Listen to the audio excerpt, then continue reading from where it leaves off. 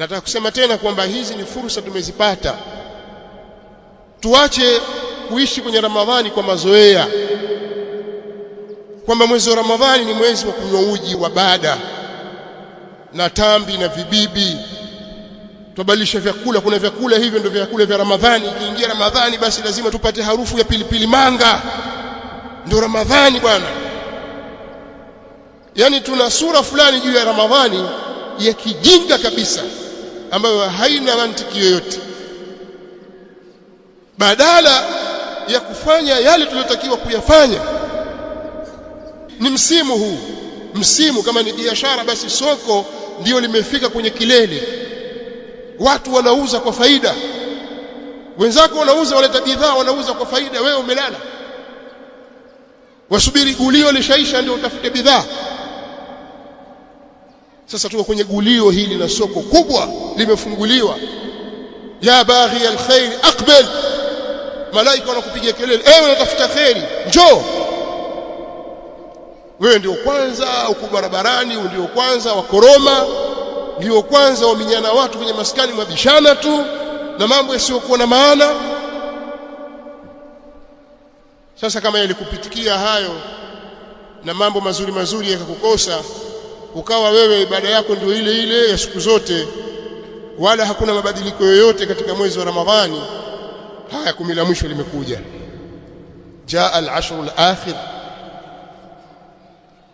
Watakiwa ubadilike, uitumie fursa hii vizuri kwa ibada, na ibada ziko aina mbalimbali. Ukichoka kufanya hivi utafanya hivi. Miongoni mwa ibada ambazo pia tulitaja katika al-khutba Jumaa iliyopita ni mtu kudumu kuswali swala za jamaa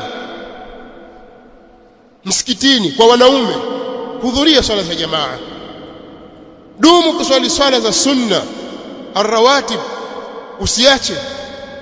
Jitahidi uswali swala ya tarawih kwa jamaa, kwa sababu fadhila za kuswali swala ya tarawih kwa jamaa, Mtume sallallahu alayhi wasallam anatuambia, man qama ma'a al-imami hatta yansarif kutiba lahu qiyamu layla, atakayesimama pamoja na imamu mpaka imamu akamaliza swala, anaandikiwa kuwa yeye amesimama usiku kucha, usiku wote.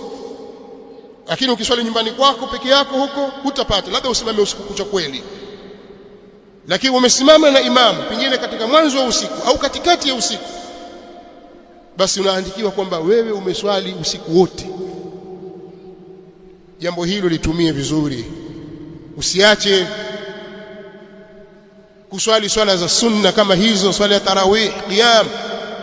Kadhalika kukithirisha kuisoma Qur'an, kadhalika kukithirisha sadaqa. Toa sadaqa. Si lazima uwe tajiri, uwe na pesa nyingi, pengine ukaondoka hapa duniani huna hizo pesa nyingi. Je, hutatoa sadaka?